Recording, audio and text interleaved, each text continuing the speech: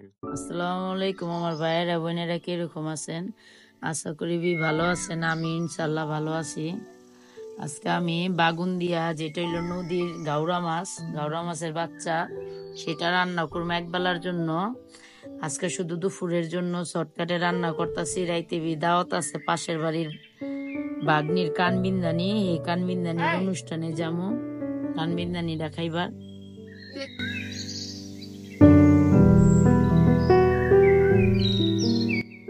এই গড়াও মাছগুলা নোয়াখালীর থেকে আনছে আমার বোন জামাই নিজে।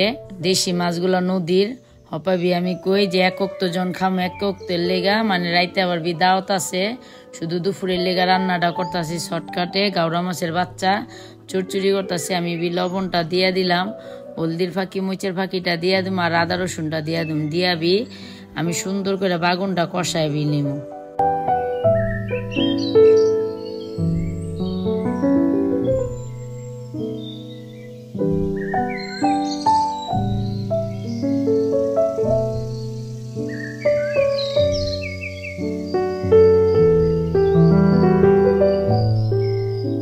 আমার তরকারিটা আলহামদুলিল্লাহ মাসালা খুব সুন্দর কষানো হয়ে গেছে।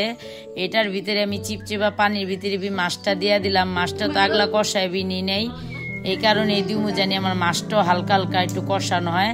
তারপরে আমি 2-4-5 মিনিট কষাইবি, আমি পানিটা দিয়া দিব মাছটা কষা নিলে।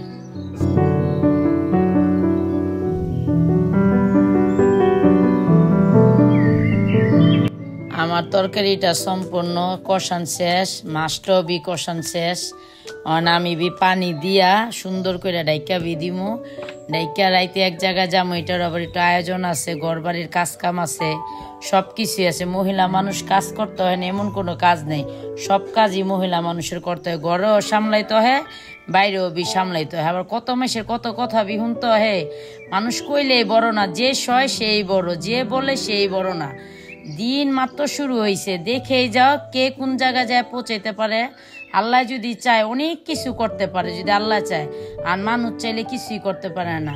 এই কারণে হাদিসে বলছে যে 5টা জিনিস নিজের হাতে রেখে আল্লাহ তাআলা সব জিনিস বাদবাকি বান্দার হাতে ছেড়ে দিছে। মানুষের মনে কখনো যে ব্যক্তি কষ্ট দিয়ে কথা বলবে, সে মানুষও তারে কখনো মাফ করবো না, আল্লাহ পাক তার আগে মাফ করবো না। সে বড় হোক আর ছোট হোক, বললেই বড় না, যে সয় সেই বড়। বুঝছেন? কিছু কিছু মানুষের কথা শুনলে ভাইয়েরা বোনেরা বলতে পারেন কথাগুলো কেড়ে বললেন। আছে কেউ কেউ ফ্যামিলি ব্যক্তিগত মানুষ বলতে, আপনি চলতে গেলে যে মা বাপই হইতে হইব, ভাই বোনই হইতে হইব না, এমন অনেক মানুষ আছে, অনেক কিছু করতে পারে। কিন্তু দেখবেন আত্মীয় স্বজনের থেকে বেশিরভাগ বাদবাকি কথাগুলো কেন কয় জানেন? যেগুলো হইল 30% লোকগুলা, যেগুলা কখনো গণায় ধরবেন না। তারা মনে করে ক্ষণিকের জন্য কিছু হইতে পারলে বহুত কিছু হয়ে গেছে, তো জীবনের অনেক কিছু বাকি আছে।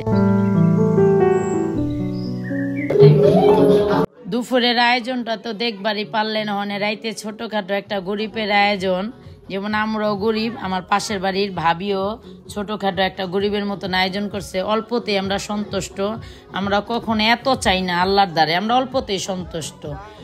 আল্লাহ পরে বাল বাচ্চা ফ্যামিলি লইয়া সপ্তাহে লইয়া অনুষ্ঠানটা খাইবার এলাম। অনুষ্ঠানটা খাওয়ানোর থেকে মজা বেশি করছি। কে পোলা পাইন আমারে যেরকম আল্লাহ রহমত আমার মা বাপ ভাই বোন শ্রদ্ধা দেয়, আমার আশেপাশের মানুষও এরকম আমার অনেক শ্রদ্ধা দেয়। পোলা পাইন সুইদাস, প্রতিটা পোলা পাইন আমারে দেখে অনেক খুশি হয়েছে। কি পরিমাণের খুশি হয়েছে আপনাদের ভাষায় বুঝাইতে পারুম না। আমার ইজ্জত আল্লাহ রহমতে ময় মুরব্বীর দ্বারাও যেরকম, বাল বাচ্চার দ্বারাও এরকম। ইজ্জত খোয়াইতে 1 মিনিট লাগে না, কিন্তু ইজ্জত পাইতে বহুত সময় লাগে। এই ইজ্জতটা বহুত কষ্ট করে কামাইতে হইতে পারে যে লেখাপড়া করি নেই, কিন্তু ইজ্জতটা বহুত কামাই লেছি, লেখাপড়ার থেকে বেশি ইজ্জত কামাইছি। কি লেগা পুরা ফ্যামিলিটা লইয়া থাকি। ফ্যামিলিটা একজন না, পুরা জয়েন্ট ফ্যামিলি আমার। আমি কখনো ফ্যামিলি ছাড়া কখনো ভাবতে পারি নেই যে এই জিনিসটা কখনো ফ্যামিলির বাইরে করুম বা কেউ মনে কষ্ট দেয় করুম। পয়লাই বললাম দুপুরে যে কথা, মানুষের মনে কখনো কষ্ট দিবেন না। পারলে কেউ উপকারে আসবেন, না পারলে না আসবেন, এটা আফসোস নাই। আমার আছে দিমু না, কিন্তু আপনি কখনো মানুষের মনে কষ্ট দেওয়ার কথা বলবেন না। মনে কষ্ট আল্লাহ তাআলা কখনো পছন্দ করে না। বলতে পারেন আপা এত বছর পর এত কথা কিনলে কইলেন না, আপনি তো কখনো এই ধরনের কথা কন না। ঠিক আছে, আমি কখনো এই ধরনের কথা বলি না, কিছু কথা হইছে দেখেই বললাম।